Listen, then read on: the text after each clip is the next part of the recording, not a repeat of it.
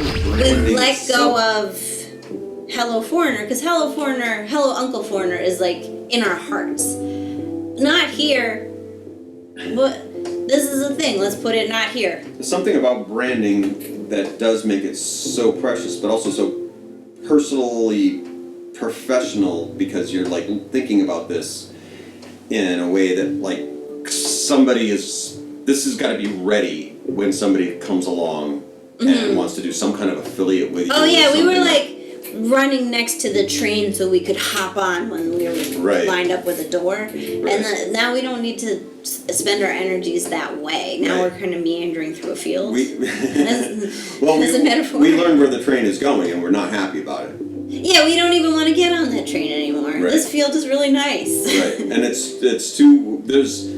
fundamentally we're not going, we can put our logos in the right places and have everything matched up where it's supposed to go at the right time and everything. But we're not going to actually ever be able to put out that kind of content that is expected of people that want to sell stuff. We're not going to be successful at it, so what we learned from doing that process is that this is how this works. Great. Yeah. We got our Instagram set up, we got our Bandcamp set up, we've got all of our different logos, and our studio everything is a working force. And then to get to that point and say like, well, let's use that force to do exactly what we want and forget about like we're branding in case somebody comes along and wants us to sell hats for them. Like, we never wanted to sell hats, but we were there just in case to be ready for it. Right. Well, because who we are, what we want to talk about, and the way we want to talk about it is never going to take YouTube by storm. Right. And even with respect, like, Donald Glover came from a YouTube comedy troupe, and like he's amazing, but we're not going to be that, and we're not going to be Bo Burnham, and we're not. I've never actually seen any of his YouTube stuff. Like it apparently isn't. They're very silly. Yeah, it can't be that amazing where like people are like passing him around decades later, being like, "This man is a genius." Like, go watch the movies. And the things that catch fire, we're not even interested in catching fire. It's not even like we're the wrong thing to catch fire. Like, I don't want 1 million fans. Well, and the more time too much pressure.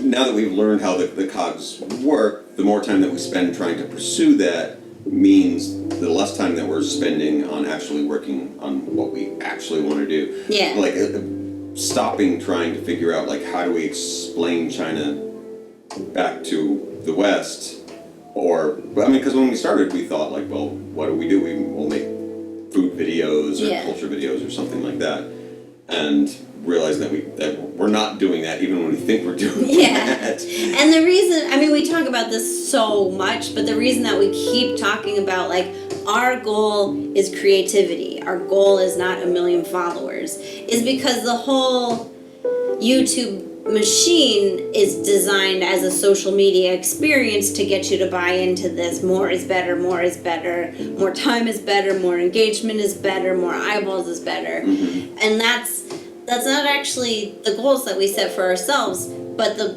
using YouTube as a distribution platform means that idea keeps getting put back in our head, and we have to like keep dismissing it, because like that's not our goal. Our goal is to make these, like, we're working on a piece, let's write it, let's film it, let's make it come out how we want it. That's the goal, and it's really hard to keep your eye on that prize. Yeah, because everyone is. So we have this therapy session every week, every other week now. Everything turns you back to, as soon as you're like, all right, we're not doing that, and then you watch a couple of videos, you read an article, something, and you're like, oh crap, I need to go check out this website and maybe download this software, or maybe we need this kind of app or something, like, I should get back to doing more Instagrams or something. Yeah, let's redo the thumbnails for 500 times. Yes, it's hard not to get redirected in this fast-paced stream. Because there's good stuff about the platform, one being it's a free distribution for videos, but also like we have actually found some people that we are simpatico with and that we like talking to. Like Rooftops of America. I did not actually write this to your comment. This is where I'm so bad at social media. But one of our Rooftops of America friend follower wrote. That's the name of his channel, his YouTube channel. Wrote in response to a video where I was talking about like giving myself permission to write. And he said that he didn't ask for permission, but lots of people offered unsolicited advice not to do it, which I think, like, I loved that. I loved hearing that, and I should have written back, sorry, dude. Well, by the time this comes out, you might have. That's true. But, like, getting to talk with people who are on the same wavelength as us, especially because in Luzhou, as a small town, it's hard in any small town, not even if it's foreign from your place of origin, to find the people who vibrate on your wavelength. So that is only a positive, that the internet gives us access to more people who like the same weird, specialized things that we do. Right. So it is you can't just throw out YouTube altogether, or we can't. The amount of niche people that I found that I enjoy their work on a daily, weekly, whatever basis from YouTube is, I mean, a few of them are fairly big, but I mean, most of them are pretty darn small at what they do. It's not like, Yeah. I mean, I was like thinking, like, if I were to start my own side channel that was just the Peter YouTube station channel, like, no matter what I decided, Would you have me on as a guest? I could have you on a guest, but you probably wouldn't want to talk about comic books or Zappa. That's probably the main things I would talk about. Oh, yeah. But even that itself would be like, I could say, like, I talk about comic books and Zappa.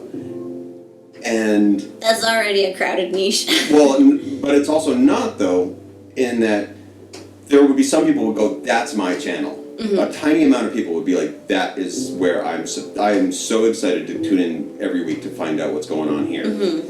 A couple more people would be like, get rid of the comic books and just talk about Zappa. And then a billion more people would be, get rid of the Zappa and just talk about comic books. But there's already a billion people talking about comic books out there, so my little niche of whatever that would be, Yeah. I would be far more popular than we are now just because I'm talking about whatever, Captain America. Other people's work. Right. But if that was I couldn't even focus on, like, this is my channel about me. And it's not that those are the only two things in my life, it's Marvel Comics and Zappa. But if I even said that those are my two things, like, I would fray almost instantly as soon as I started that channel with, like, well, here's an XTC playlist, and here's Jethro Tull playlist, or something like that. And these are comic books not by Marvel. All of a sudden, your audience goes all over the place. So, trying to find, like, anything, like we said, with tying us into, like, are we a China podcast? Like, that really kneecaps us in any kind of goal that we're like, well, what do you talk about? Like, I guess we talk about China the most because we live here.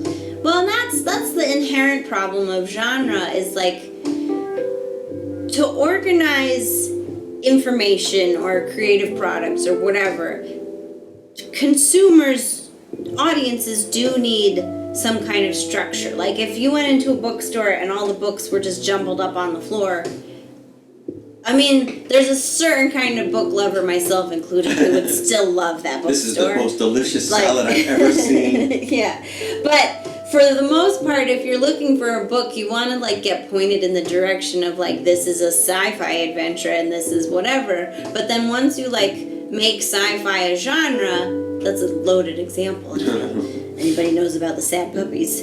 But then you have gatekeepers who say this is sci-fi, this isn't sci-fi. And then if you are an aspiring writer who wants to have some kind of sci-fi elements but go in a little bit of a different direction, it's not recognizable to the people who've said, but sci-fi is this. And I think that was our problem with, like, China vlogging is already a genre, and we wanted to not do it the same way that everybody else. And those genres, because the conventions are helpful. That's why we have them, but then they are also very limiting. Those genres themselves are constantly changing waves of, like I have old stuff. Like, I got kicked off the lo-fi Reddit because I put lo-fi in there. What is exactly the beginning of lo-fi, of using old 4-track Tascam analog recording material, back when lo-fi was like described as like Sebadoh and Lou Barlow and these like artists that are just sitting in their bedrooms like with boom boxes. Yeah. It was lo-fi because you were using speakers and amplifiers taped at the same time, and it sounded horrible. And now, so I was like, oh, lo-fi, I'll stick some music in there, that'll be cool. And they're like, sorry, this doesn't, it doesn't qualify. Lo-fi is now a branch of hip-hop. It's a branch of hip-hop that is like, I mean, it's just computer music that has like a filter over that makes it sound like poppy. So it's like you've got like crackles and pops over some like vaporwave, and that's lo-fi. Like that is so not the opposite of low. Like, so that's a case of definition shift. Yeah. And then that leads to by the time that confusion. Like changes like of, hey, we'll go over here. We belong in this area. Like, well, no, that was last year.